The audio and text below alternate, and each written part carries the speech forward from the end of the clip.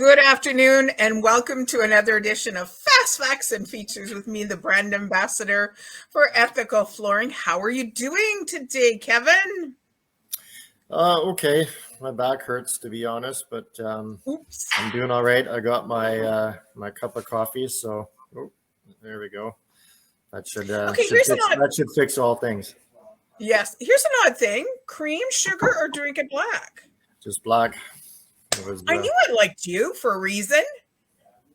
it was part of my trying to be healthier a couple of years ago, and I thought about over the year how many pounds of sugar and how many gallons of cream I no longer consume. Right. And it didn't take very long. It was maybe about a week. And then my taste buds changed and I actually prefer it that way. So, hey, win-win all around. Lighter roast or darker roast? I like to mix it up, to be honest. It's I'll drink both. Yeah, I like that's the thing when you don't put cream and sugar, you actually taste the coffee. You get all of as I go to various places, you get the distinctiveness of each coffee house. So yeah, it's been really fun actually. And it saves you a lot of time when you go buy a coffee. You don't have to then go to the cream and sugar part and put stuff in it and make a mess. And it's like, so you know how you geek out on supplies and hardwood and glues and things like that? I geek out on coffee. Little known fact, I taught coffee knowledge at Starbucks when they first kind of came to Canada back in 1990, I was going to say, for about 5 years. So I geek out on coffee and I love a good French press. It's a great thing to geek out on. Yeah. I used to geek out on it too much or drink way too much of it. So I'm trying to be more realistic and more cautious now. So yeah, we're getting into a healthy balance. Yeah, true enough. We can hope if there's such a thing as balance. So where we left off last Wednesday, I was mentioning that you were on your way to Night Shift Street Ministries it was the third Wednesday of the month where the Clayway team and the ethical team and the MYBC consulting team, we all get together and feed our street friends. And I was on my way, probably the third time since 2015, Kevin, that I've missed a Wednesday night. Wow. And I was on my way to go to the Cloverdale Chamber of Commerce, District Cloverdale Chamber of Commerce, because my company, MYBC Consulting, who I'm a brand ambassador for lots of great local BC companies, was up for the award of excellence in philanthropic work in our community. Well, Kevin, our team won it. Our team won it. So when I accepted this award, I put it up on the podium and I faced it out to the audience and I said, it's the third Wednesday of the month and my team is out serving. So I dedicate this award to all our team, Kevin, as we come together, your daughters, your wife, your friends that have come along, Candace and Larry Clay and their family that have come along, and our other volunteers. That philanthropic work is done with blood, sweat, and tears. It's not necessarily done with dollars. However, I'm going to publicly state that thank you as your brand ambassador and connecting ethical and its incredible owners of Tanya and Kevin out to the community. Kevin, thank you for stepping up. I'm going to tear up here. for the silver sponsorship of the upcoming Night Shift Gala fundraiser this Friday night. It speaks volumes on how Night Shift has affected your family. And I'm going to say your business. It could not have not helped your business understanding giving back. So thank you so much.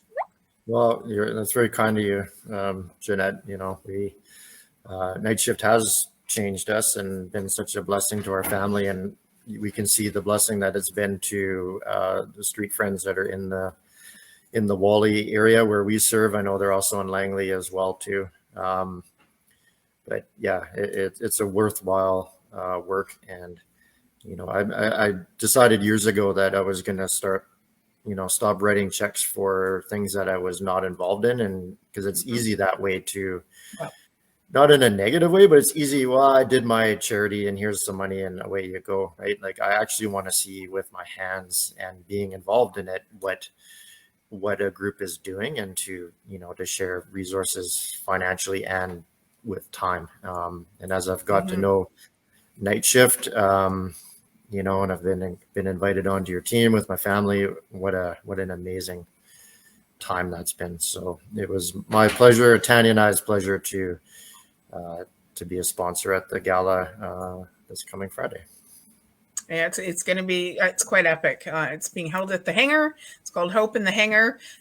Go on to Night Shift's website. You can go to the gala page and the auction, and a couple of my other brands that I represent also stepped up and gave gift baskets and stuff to go into the silent auction. So this is what philanthropic work is I know my friends and companies out there that, hey, Jeanette, can you connect me to something that is aligned with our business and aligned with our life even more so. And it's such a great honor to be able to walk shoulder to shoulder, making sandwiches and soup with you, as well as sharing out to the world. Just what an incredible company that you and Tanya have.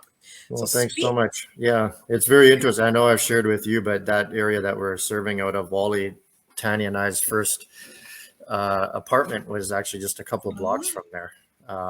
So we're quite familiar with that kind of central Wally area, and you know, to be able to come back all of these years later and to serve in that same neighborhood, yeah, it's just quite something. And thank you to Candace and Larry and yourself for letting us join your awesome team.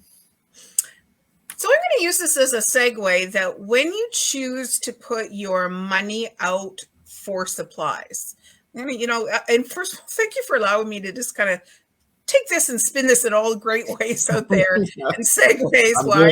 I'm game. You got your coffee, your game for anything. Anything. There's when you go to like Home Depot, but I know you get your supplies from incredible, reputable places. And you take that money and how do you figure out that it's going to be company X that you're going to use their glue? Company B that you're going to use their cleats. Company C, you're going to use their tools to do the installation. So let's talk about that for a second, because money is hard earned in both our lives, and it's got to be valued as well as you go to get the items for an install, especially the small items that's needed for an install. So Kevin, how do you decide that? That's a cool question, you know, because it's, especially let's say on the glue side, you know, there's a dozen companies probably manufacturing hardwood glue, and all of them want us to buy it from them and to use it, right? So how do you decide? And we have two equal things that we're considering. One is, like you said, value to our client. We want to make sure that we are buying product at the best possible price so that we can pass that along when we put a package together to the client. So that's a lot of my work on the back end, and a lot of Ethical Flooring's work is to do that. But we have an equally and perhaps even more important criterion, which is that it works and that it's good and that it has a history of not causing any issues. Because as you know, in business, a lot of it is just issue mitigation, and it's how do we, in every aspect of our business, make sure that 100 out of 100 floors that we install work and the client is happy with them in the end, right? And if we buy a glue that is $10 a bucket less, but now we have 95 successful installations instead of 100, that's not an acceptable criterion for me anymore. So it is a real balance, and we're putting both of these needs on the scales, because oftentimes, as you know, the best things are not the least expensive.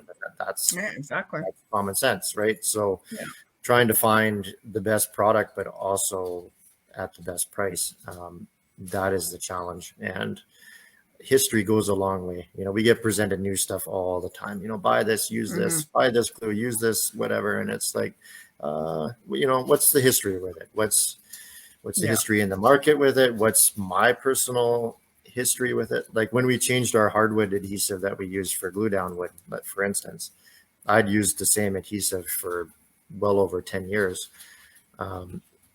It had never failed me. So why would I change? Right. Until this new generation of adhesive came in that had extreme moisture protection, that had acoustic properties, had zero VOCs. So now I'm really interested, right? This is a good story. But the question is still, well, I don't know if it's any good or not. So there was a bit of anxiety in the beginning. You know, you do some jobs. The first thing I'll do is ask the installer for feedback, because they are the most important person, because they're actually working with the material. If everything seems positive, then we start rolling and integrating it further and further into our processes to the point that it becomes a mainstay product for us. So very slowly and very methodically, to answer your question, and balancing all sorts of competing needs, but at a minimum, never compromise on quality in order to save a few dollars, or to offer something for a few dollars less. Because when a floor fails or when a glue fails, you know what the consequences of that, and it's certainly not worth a few dollars here and there. Oh yeah. Nice.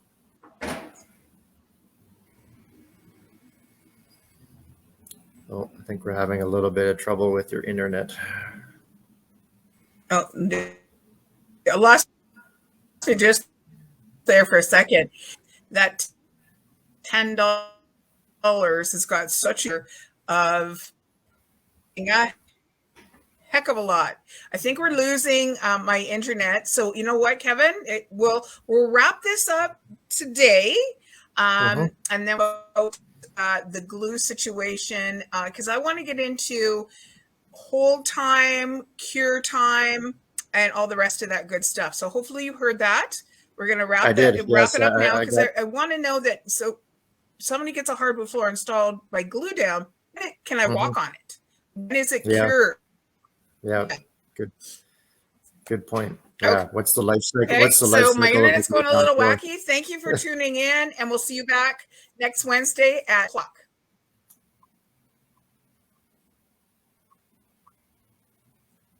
Okay. I heard most of that. Take care.